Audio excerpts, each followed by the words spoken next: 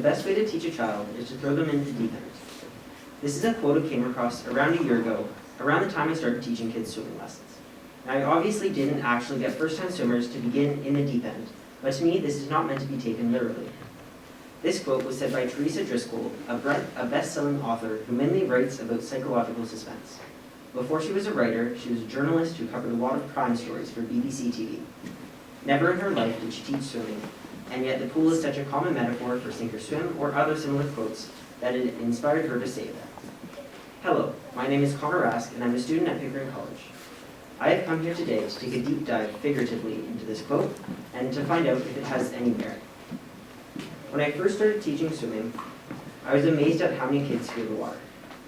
Though it is instinctual for humans, I never expected that standing at waist height in a pool and trying to dunk your head underwater would be so emotionally overwhelming for most kids. One of the main reasons for this is they begin learning how to swim when they are 7 or 8 years old. Often their parents are afraid of the water, or perhaps not quite comfortable with going swimming with their children. I found that learning things when younger is better in school too, even before high school. My parents over the summer would buy my sister math and English books for us to practice her skills. I used to hate it, but now I see just how important it was for my learning. I started to pick up skills easier than those who didn't have the extra practice. And there's actually a large precedent for this in the area of learning languages. Many people will visit countries with the interest of learning the native language, or purposefully listen to music or watch movies featuring that language to slowly pick it up over time. This method of practicing skills is again proven through swimming.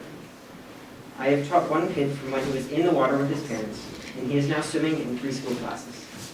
His dad would always zoom him through the water, both above and below, and though he didn't like it at the time and was often crying, he is now one of the most energetic kids in my classes, fully comfortable no matter the difficulty of the skill we practice. Why is this?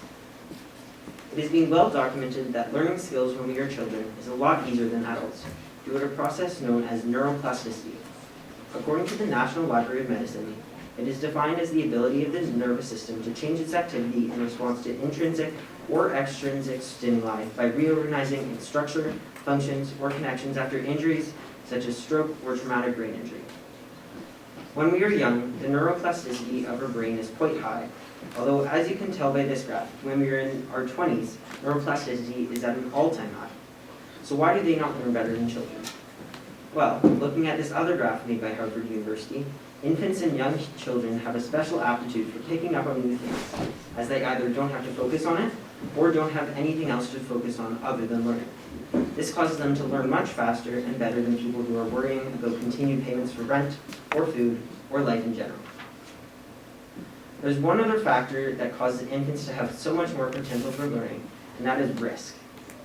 Risk is associated with the front part of your brain, known as the prefrontal cortex. This section of your brain, though still developing in infants, is still very young, causing them to be ruled mostly by their amygdala, which causes a lot of emotions and often tantrums. The prefrontal cortex starts to have large developments in the adolescent years, ending usually around the age of 25. This is also one of the reasons adolescents have so many car accidents or take so many risks. They lack a large prefrontal cortex, causing them to make rash and often bad decisions. So, what does this mean? First of all, skills like swimming and some winter sports like skiing and snowboarding are a lot easier to learn when young.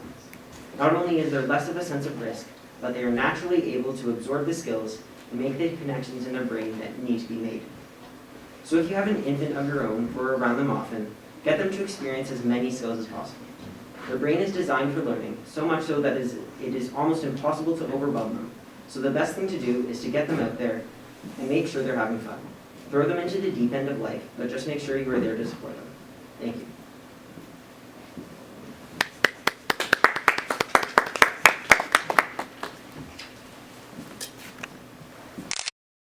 Is it done?